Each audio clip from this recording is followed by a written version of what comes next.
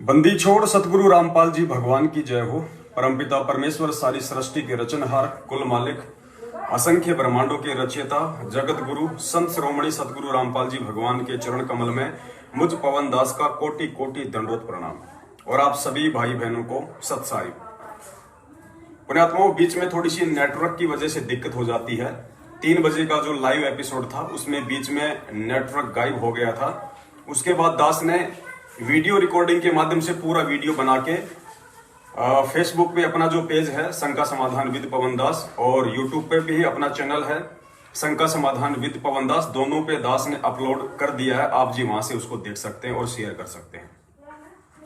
यह हमारा 6 बजे का शंका समाधान का एपिसोड है।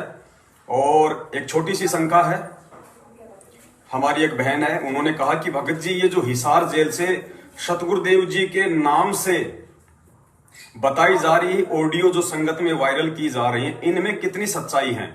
इनको हम सही माने या हम गलत माने? क्योंकि हम तो गुरुदेव से 2014 बरवाला कांड के बाद में जुड़े हैं, तो हम इन ऑडियो को सही माने या गलत माने, इसके विषय में थोड़ा सा हमारा मार्गदर्शन कीजिए ज्ञान आधार से।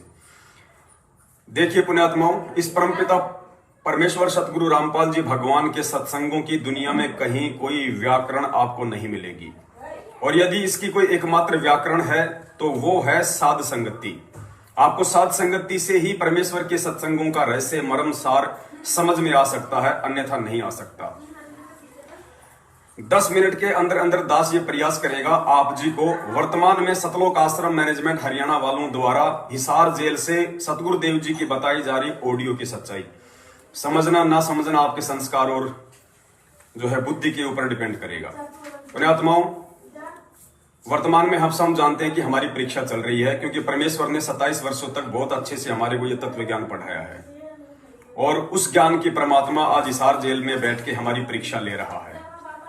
पुण्यात्मा, विचार करने की बात है, जब परीक्षा होती है और परीक्षा के समय में यदि कोई विद्यार्थी अपने टीचर से किसी सवाल का आंसर पूछने का प्रयास करता है तो टीचर उसको नहीं बताता है। चाहे वो बच्चा उसको चाहे गलत लिखे चाहे उसको सही लिखे, टीचर कोई रिएक्शन नहीं देगा, टीचर नहीं बताएगा। लेकिन जो बच्चे होते हैं आपस में जो बैठे होते हैं आसपास, वो जरूर एक दूसरे को जो है वो बता देते हैं, नकल करवा देते हैं। तो यही स्थिति आज इस आध्यात्मिक क्षेत्र की है। यदि वास्तव में हमारी परीक्षा चल रही है तो पहली बात तो वो टीचर अपनी ऑडियो भेजेगा ही नहीं, और यदि भेज भी रहा है तो फिर ये उस विद्यार्थी की जिम्मेदारी बन जाती है कि वो बहुत ही सोच समझ के और उन बातों के ऊपर अमल करें जो उसे टीचर के द्वारा बताया जा रहा है। तो मैं ये बिल्कुल नहीं कहूंगा कि ये ऑडियो हिसार जेल से आती है। मेरा जो ज्ञान आधार है परमपिता परमेश्वर के सत्संगों के आधार से, वो ये है कि वर्तमान में हमारी परीक्षा है, और इस परीक्षा को हमने किसी 2 मिनट या 3 मिनट की ऑडियो आधार से नहीं, बल्कि वर्षों से परमपिता परमेश्वर सतगुरु रामपाल जी भगवान ने जो 3-3 घंटे के 4-4 घंटे के जो सत्संग कर रखे हैं, उन सत्संग रूपी ऑडियो को सुन के हमने स्वयं ही इसको फाइट करना है। 2 छोटे छोटे आप जी को सत्संग सुनाए जाएंगे परमपिता परमेश्वर जी के। निर्णय आपने स्वयं करना है, क्या सही है और क्या गलत है। पुण्यात्माओं, पूरी दुनिया गफलत में जी रही है। कोई राजनीति में पढ़ के, कोई बॉलीवुड में पढ़ के, कोई खेल में पढ़ के, वो सभी लोग अंत में कहां जाएंगे हम सबको पता है। अगर उस परमेश्वर के लोक में जाना है, अगर कोई जन्नत में जाना है, अगर कोई बैकुंठ में जाना है, अगर सदा सदा के लिए सुख प्राप्त करना है, ये शरीर छूटने के बाद में यदि आत्मा का मोक्ष होना है, तो पुण्यात्माओं ये इस पृथ्वी पे केवल चंद ही लोगों को ज्ञान है इस बात का कि वो रास्ता सिवाय परमपिता परमेश्वर सतगुरु रामपाल जी भगवान के सत भक्ति मार्ग के और कहीं नहीं है। आज हमें जो बड़े बड़े लोग दिखाई दे रहे हैं, बड़े बड़े जो व्यापारी हैं, बिजनेसमैन हैं, अभिनेता हैं, नेता हैं, आज वर्तमान में वो अपनी प्रभुता कायम किए हुए हैं। लेकिन पुण्यात्माओं, वो तो भक्ति मार्ग की दृष्टि से अगर देखा जाए तो सबसे निर्धन, सबसे गरीब व्यक्ति हैं। अंत में उनके साथ क्या बनेगा जग जाहिर है। परमेश्वर कहते हैं, एक हरि की भक्ति बिन राजा गधा होए, माटी लदे कुम्हार के घास न डाला कोई। जब देश के प्रधानमंत्री का बिना भक्ति के आगामी जन्मों में ये हाल होने वाला है, तो छोटे मोटे अनिल अंबानी, टाटा, बिरला, अडानी की तो बात ही छोड़ दीजिएगा। तो सबसे पहले तो दास ये बताना चाहेगा कि ये आप और हम सभी आत्माओं का एक परम सौभाग्य है कि साक्षात सारी सृष्टि का रचनहार वो कबीर परमेश्वर 8 सितंबर 1951 में परमपिता परमेश्वर सतगुरु रामपाल जी भगवान का रूप बना के आप और हमारे को संभालने आ चुका है, प्रकट हो चुका है। और अब हम बात करते हैं इस ऑडियो के ऊपर, ये कितनी सही है कितनी गलत है। और वर्तमान में हमने, यदि हमारी परीक्षा चल रही है तो हमने उस ऑडियो को आधार बनाना चाहिए या नहीं बनाना चाहिए, जो हिसार जेल की बता के संगत में वायरल की जा रही है। दास का ज्ञान आधार से ये मत है कि वर्तमान में सतगुरुदेव जी की बताई जा रही हिसार जेल से आने वाली ऑडियो अगर सही है तो भी हमने उस ऑडियो को आधार नहीं बनाना चाहिए। यदि वो ऑडियो संगत में वायरल की जाती है तो आपकी जिम्मेदारी बनती है ऑडियो को आप जी सुनिए, सुनने के बाद में उसी परमपिता परमेश्वर ने साक्षात जो सत्संग किए 27 वर्षों से, उस सत्संग के आधार से उस ऑडियो में कही जा रही बातों का विश्लेषण कीजिए।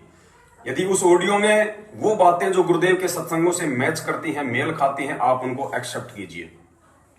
और जो बातें गुरुदेव के सत्संगों से मैच नहीं करती है, आप उनको छोड़ दीजिएगा।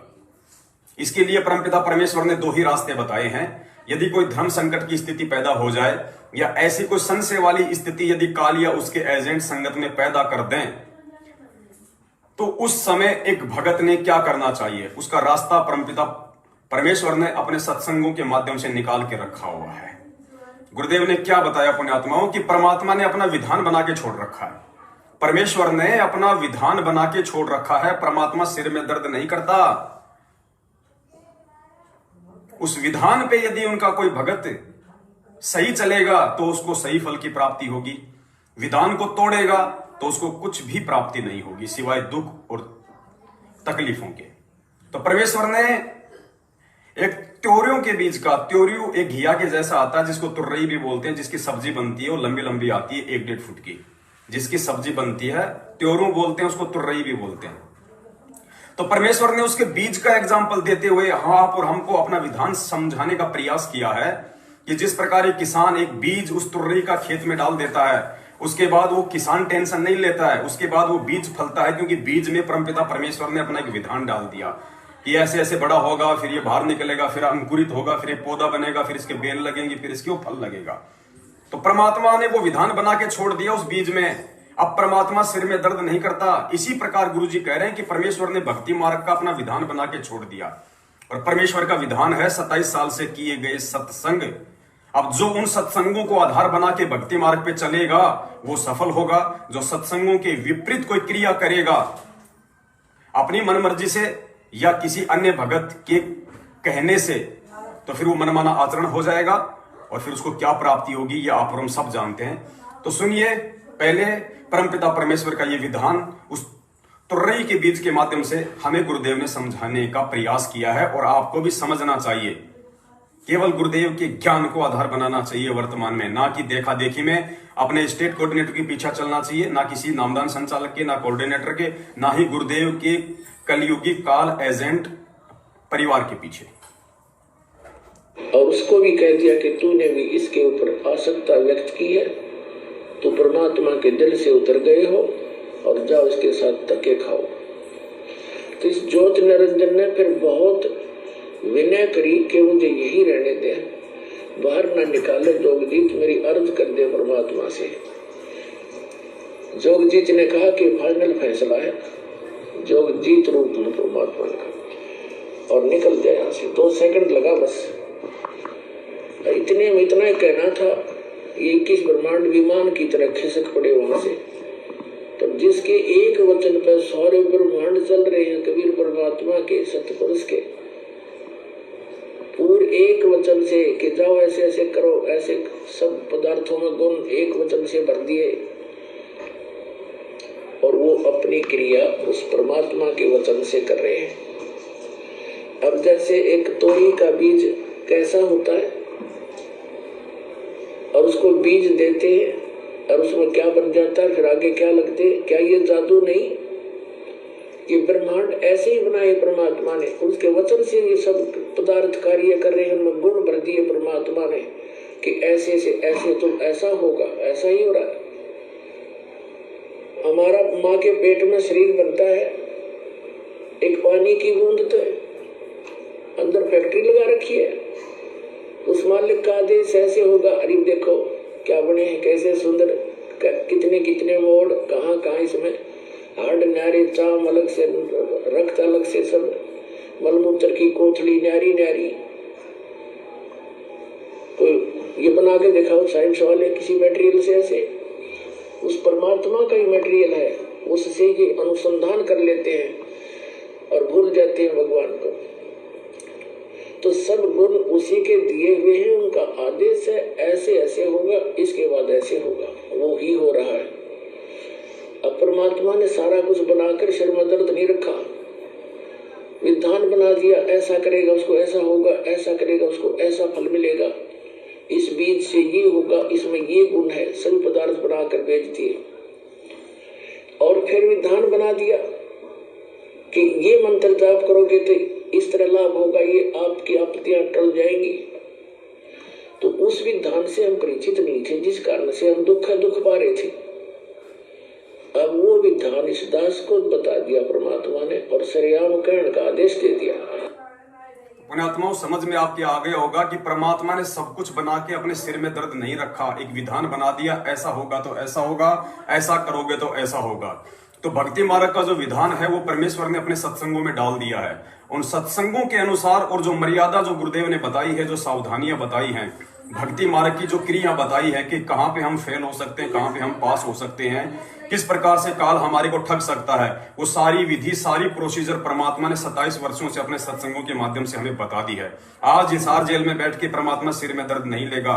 जो उनके सत्संगों के आधार से, उनके विधान आधार से जो जैसा चलेगा वैसा ही अपना फल पाएगा। और सब देख रहे हैं, सतलोक आश्रम मैनेजमेंट हरियाणा के पीछे चल के उल्टे कुकर्म करके 90% संगत वाले परमात्मा का विधान तोड़ रहे हैं। आज उनकी हालत क्या है? घर घर में झगड़े, अकाल मौतें। तो पुण्यात्माओं, इसी प्रकार से आप और हमने बड़ी सावधानी से इस भक्ति मार्ग पे गुरुदेव के ज्ञान को आधार बना के साध संगतियों से जुड़ के निरंतर आगे बढ़ते रहना है। अब देखिए पुण्यात्माओं, वो ऑडियो सही है या गलत है, हमें इस पचड़े में बिल्कुल नहीं पड़ना चाहिए। ऑडियो सही है तो भी ठीक है, अगर वो गलत है तो भी ठीक है, क्योंकि हमने उन ऑडियो के हिसाब से नहीं चलना। गुरुदेव ने जो भक्ति मार्ग का संविधान बता रखा है, सत्संग, हमने तो उस आधार से चलना है, क्योंकि भक्ति मार्ग का निर्धारण तो गुरुदेव के सत्संगों से होगा, उस ऑडियो से नहीं होगा। वो 2.5 मिनट की ऑडियो हमारे किसी काम की नहीं, हमारे काम के तो वो 2.5 घंटे की सत्संग रूपी ऑडियो है, जो परमेश्वर का भक्ति विधान है। तो परमेश्वर ने क्या बताया? यदि आपको ऐसी कोई धर्म संकट की स्थिति पैदा हो जाए, सही गलत का आप जी यदि कोई निर्णय नहीं कर पाते हैं, तो परमात्मा ने उसके 2 ही रास्ते बताए। परमात्मा ने ये रास्ता नहीं बताया कि मेरे पास आ जाना, मैं बता दूंगा, नहीं। परमेश्वर ने कहा कि 2 ही रास्ते हैं, आपका ज्ञान सही है या नहीं है, आपकी जो नियम है, जो क्रियाएं हैं वो सही है या नहीं है, उसके 2 ही रास्ते हैं। सबसे पहला रास्ता गुरुदेव ने बताया सत्संग। सत्संग से ही आप जी कंपेयर कर सकते हैं, ये तुलना कर सकते हैं कि आप जो क्रिया कर रहे हैं, आप जो भक्ति कर रहे हैं वो सही है या गलत है। और दूसरा रास्ता बताया परमात्मा ने कि जब आप उस धर्मराज के दरबार में खड़े होंगे, उस समय आपको मालूम पड़ेगा कि क्या सही है क्या गलत है। लेकिन जब आप धर्मराज के दरबार में खड़े होंगे तो वहां पे आपके पास में बचाव का कोई ऑप्शन नहीं होगा। इसलिए बचाव का एकमात्र ऑप्शन आज है, वर्तमान में है, और वो है गुरुदेव के सत्संग। तो सत्संगों से आपने निर्णय करना पड़ेगा कि वो ऑडियो सही है या गलत है।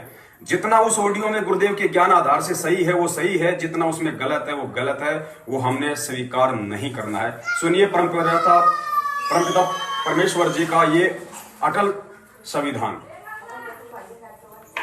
या तो सत्संग से आप अपने उस पासपोर्ट को, यानी अपने ज्ञान और साधना को सत्संग से तुलना कर सकते हो। सत्संग से उसको कंपेयर किया जा सकता है कि मेरा ज्ञान ठीक है, मेरी भक्ति ठीक है या नहीं है। अन्यथा फिर आपको उस समय पता चलेगा जब आप धर्मराज के दरबार में खड़े होंगे। पुण्यात्माओं, ये फाइनल संविधान है परमात्मा का, और ये बिचली पीढ़ी का समय है। परमेश्वर ने हमारे को ये शिक्षा, टेक्नोलॉजी, विज्ञान, ये सोशल मीडिया वाले ये इंस्ट्रूमेंट इसीलिए भगवान ने दिए हैं ताकि हम अपनी बुद्धि का प्रयोग करें और परमेश्वर के ज्ञान आधार से अच्छे बुरे की पहचान करें। कहे कबीर सोए जन मेरा, जो नीर खीर का करे ने बेरा। मूर्खता में, देखा देखी में, भेड़ चाल में चलने वाला भगत चाहे देश का प्रधानमंत्री क्यों ना हो, कभी भी भक्ति मार्ग पे सफल नहीं होगा। और पुण्यात्माओं, कहीं आप ये सोच रहे हैं कि वो फला भगत तो टीचर है, फला भगत तो वकील है, फला भगत तो इनकम टैक्स में ऑफिसर है, पुण्यात्माओं, गुरुदेव ने एक बार सत्संग में बताया था कि बच्चों, यहाँ का पीएचडी का ज्ञान समझना बहुत आसान है, लेकिन परम पिता परमेश्वर जी का ये तत्व ज्ञान समझना टेढ़ी खीर है। ये तो उसी आत्मा के समझ में आ सकती है जिसके पिछले भक्ति संस्कार मजबूत हों और वर्तमान में सतगुरुदेव जी का विशेष आशीर्वाद हो। वरना परमात्मा कहते हैं, सब सुमरे अपने अनुमाना तो गति लखी न जाए, कहे कबीर कृपया कर जन पर ज्यों की तो समझाए। जिसपे वो कबीर परमेश्वर अर्थात पूज्य गुरुदेव भगवान दया करेंगे, वही इन बातों को समझ सकता है और आगे किसी को समझा सकता है। तो किसी ऐसे भगत भाई बहन के चक्करों में ना पड़ना जो सतलोक आश्रम मैनेजमेंट हरियाणा के पीछे लग के अपने भी वो कर्म फोड़ रहा है और उसके पीछे लग के कि ये तो बहुत बड़ा ऑफिसर है, बहुत बड़ा अधिकारी है, इसकी तो लाखों रुपए सैलरी है। पुण्यात्माओं, वो भगत आगे जाके खुद भी वो गधा बनेगा और उसके पीछे चलने वाले आप मंदबुद्धि लोग भी गधे और गधियां ही बनोगे। इसमें कोई संशय नहीं है, क्योंकि विधान परमात्मा ने घिया के बीच का देके आपको समझा दिया गया है कि परमेश्वर ने अपना विधान बना के छोड़ दिया, वो सिर में दर्द नहीं रखता। अब ये भगत के ऊपर निर्भर करता है, वो गुरुदेव के सत्संगों की संगति करता है या किसी बड़े पद पोस्ट वाले भगत की संगति करता है। तो आपके सामने है, निर्णय आपको करना है। मिलते हैं रात को 9 बजे एक नई वीडियो के साथ में। तब तक के लिए इजाजत। वीडियो को ज्यादा से ज्यादा शेयर करें। बंदी छोड़ सतगुरु रामपाल जी परमेश्वर जी की जय हो। सत साहिब। जिसके सिर पर कृपा गुरु की, वो दुख कैसे आएगा। जिसके सिर पर कृपा गुरु की, वो दुख कैसे पाएगा। नाम गुरु जी का जप लेगा, नाम गुरु जी का जप लेगा, जीवन सफल बनाएगा। जिसके सिर पर